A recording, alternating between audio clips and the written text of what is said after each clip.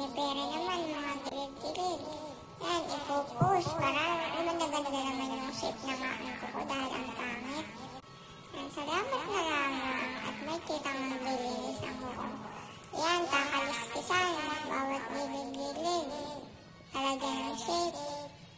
Almond shape for today's video. Yan, yung mga gilid-gilid.